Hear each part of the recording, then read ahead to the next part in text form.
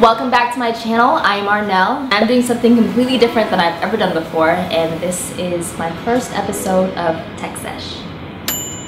I'm gonna basically be talking to you guys about all the geeky, nerdy things that I love doing and show you all the programs and equipment and things that I use to make my videos, to edit the photos on my Instagram, all that good stuff. First things first, some sort of overarching, cohesive theme that brings your whole feed together is pretty essential nowadays in social media.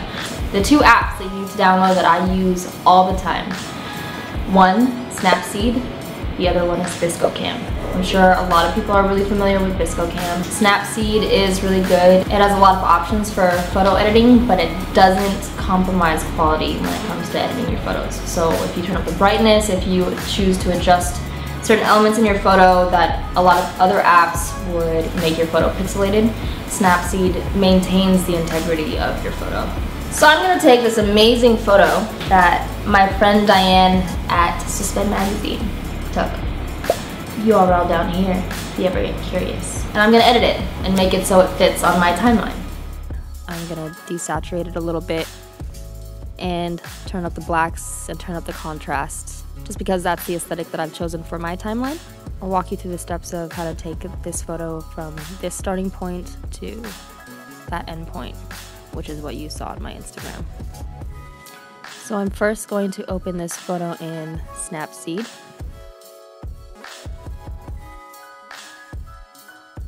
And then as you can see, you have your pen tool here at the bottom right. The two options that I always use are Tune Image and Details up at the top. First, I always go to Tune Image, and then you can see that you have your different options here for adjusting your image. And this is all before actual color filtering. So first things first, I always adjust white balancing, and that is done in Snapseed with the warmth option or the warmth tool. And you can see that when I scroll right to left, the picture gets cooler in tones or warmer in tones. So you want to pick a spot that you know is supposed to be white, like here, for example, it's my shirt, and trying to make it as true to white as possible. Feeling good right there. And then next, step number 2 is brightness and contrast. I consider that one shared step. I like a lot of brightness because I like a lot of white and negative space in my photos. I turn up the contrast. The thing about adjusting contrast is a lot of times when you turn it up too much, you'll start to lose detail in the photo. As you can see here, it's sort of blowing out the photo. I get it to a point that I'm comfortable with where I'm not losing any details. Which brings me to step number 3, which is the shadows tool. And shadows tool isolates the dark parts of the photo. So when I turn that down, you can see that it gives the photo that pop of black without losing any detail in the highlights, because it's not adjusting any of the highlights. It's only adjusting the blacks. Step number 4 is where I go to the details. I go to sharpen and I turn that up a little bit just to bring out the very minor details of the photo. Very subtle, but makes a big difference.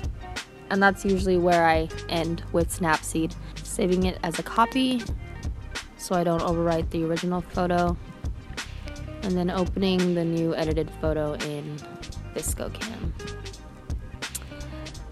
As you can see, I've edited this photo a number of times. I've now opened the photo in VSCO, and when in VSCO, I have so many of the filters, but I always gravitate towards the same 4 because I like cooler tones and because I like slightly desaturated photos. I gravitate towards these 2 Hypebeast filters. Cooler tones, so it's slightly more masculine. But for this particular photo, I'm going to go with one of the other 2 that I always use, and that's S2 or S3, the street etiquette filters. Because the color scheme of this photo is already predominantly blue, I don't need to choose one of the Hypebeast filters because I don't need it to be any bluer than it already is. So I'm finding between the 2 of these, I like S2 better, just because it keeps the photo bright.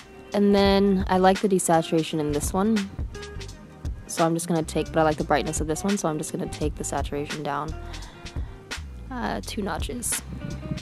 There we go. And that is that. Save that to my camera roll, and we're good to post to Instagram.